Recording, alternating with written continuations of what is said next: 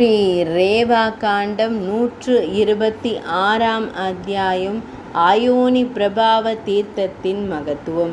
ஸ்ரீ மார்க்கண்டேய முனிவர் கூறினார், அதன் பின்னர் மகா அரசே, அயோனிஜை எனப்படும் மகா தீர்த்தத்திற்கு செல்ல வேண்டும். அதில் புனிதமாக நீராடுவதால் மட்டுமே ஒருவன் கருப்பையில் இருக்கும் ஆபத்தை எதிர்கொள்வதை நிறுத்துகிறான். ஒருவன் அங்குள்ள தீர்த்தத்தில் புனித நீராடி இந்த மந்திரத்தை உச்சரித்து ஈஸ்வர பெருமானை வழிபட வேண்டும். மகா பரமேஸ்வர பெருமானே, தாம் கருப்பையில் பிறக்காதவர் என்பது போல கருப்பையில் இருக்கும் தவிர்க்க முடியாத சாத்தியமான துன்பத்திலிருந்தும் என்னை விடுவிப்பீராக. நறுமண மலர்கள், தூபம் போன்றவற்றால் வழிபடுபவர் எல்லா பாவங்களிலிருந்தும் விடுபடுவார்.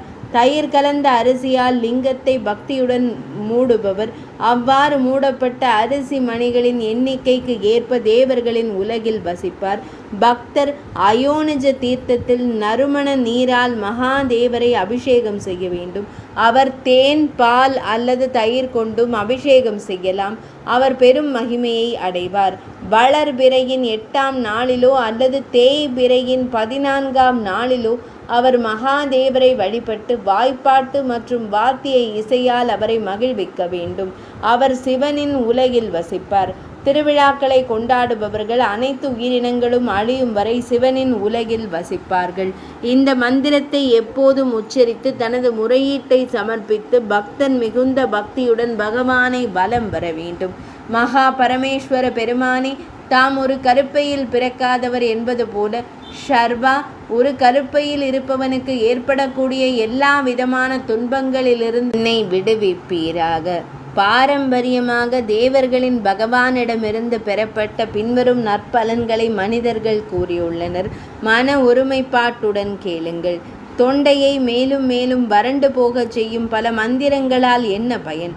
பகவானின் அருகாமையில் பிரணவத்துடன் கூடிய நமச்சிவாய என்ற மந்திரம் உச்சரிக்கப்பட்டால் அவர் எல்லாவற்றையும் படித்தது, எல்லாவற்றையும் கேட்டது, எல்லாவற்றையும் செய்தது போலாகும். பிரணவத்துடன் கூடிய நமச்சிவாய என்ற மந்திரத்தை மீண்டும் மீண்டும் உச்சரிப்பது நன்கு பயிற்சி செய்யப்பட்டு நிலைப்படுத்தப்பட வேண்டும். 6 அட்சரங்கள் கொண்ட மந்திரத்தை உச்சரிப்பதால் கிடைக்கும் பலனை ஒரு பிராமணர் வேறு எந்த தெய்வத்திடமிருந்தோ அல்லது தெய்வங்களிடமிருந்தோ பெற இயலாது. பக்தன் அங்குள்ள தீர்த்தத்தில் நீராடி ஒரு சிவயோகியை வழிபட்டால் 10,000த்திற்கும் மேற்பட்ட பிராமணர்களுக்கு உணவளித்ததன் பலனை அவர் அறுவடை செய்வார். அல்லது பக்தன் தானத்தை புனிதப்படுத்தி தனது புலன்களை அடக்கிய ஒருவருக்கு கொடுத்தால் அதன் பலன் அதிகமாகும். தவசையின் உள்ளங்கரங்களில் முதலில் நீர் கொடுக்கப்பட வேண்டும். பிறகு தானம், மீண்டும் நீர். தானம் மேருவிற்கு இணையானது, நீர் கடலுக்கு இணையானது. 126ஆம் அத்தியாயம் இனிதே நிறைவடைந்தது.